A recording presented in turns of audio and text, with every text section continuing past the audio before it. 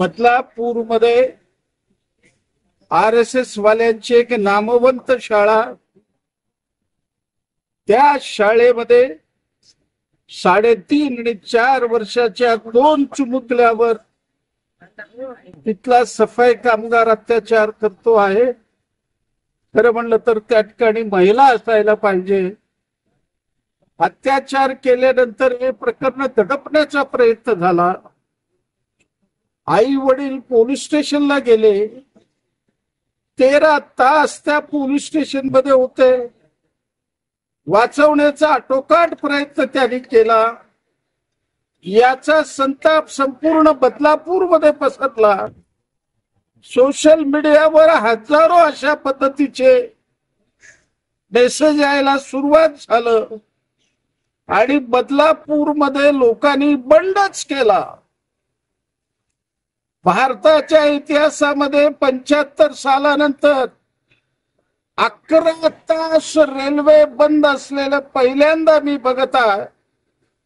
25-30 हजार माणसं त्या रेल्वे ट्रॅकवर होते आणि त्यांची मागणी एकच आहे, शासनावर आमचा विश्वास नाही, प्रशासनावर आमचा विश्वास नाही, कोणावरही आमचा विश्वास नाही, फाशी द्या. याची भयानक मागणी लोकांनी त्या ठिकाणी केलेली आहे.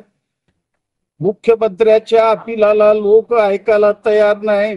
स्वतः त्या ठिकाणी गिरीश महाजन 3 तास होते.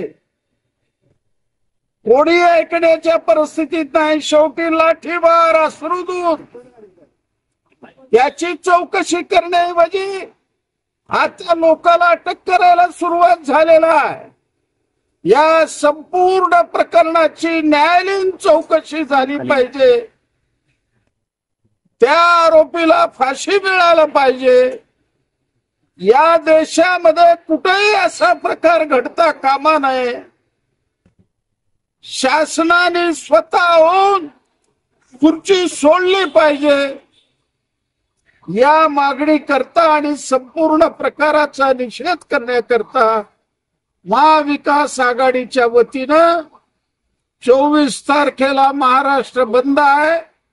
सोलापूर भी बंद राहील. सोलापूर हे मार्शललाचं शहर आहे. सोलापूर हे श्रमिकाचं शहर आहे. त्या दिवशी महाविकास आघाडीच्या वतीनं सोलापूर शहरातल्या नागरिकांना, श्रमिकांना, व्यापाऱ्यांना, दुकानदारांना, कॉलेजच्या व्यवस्थापकांना सगळ्याला आमचे हात जोडून विनंती राहणार आहे, 24ला कडकडीत बंद करा आणि ही प्रवृत्ती पुन्हा उफाळता कामा नये. केवळ बदलापूर नाही आहे, कलकत्त्यामध्ये सुद्धा अशी घटना घडली, ठाण्यामध्ये सुद्धा अशी घटना घडली, त्या ठिकाणी अकोलेला सुद्धा अशी घटना घडली. तासाला 4 घटना घडू लागलेल्या आहेत. भयानक परिस्थिती महिलावर आहे. आणि आज मी आरोप करतो आहे पंतप्रधान मोदीवर, तुम्ही आल्यापासून दुप्पट झालेला आहे. कारण काय?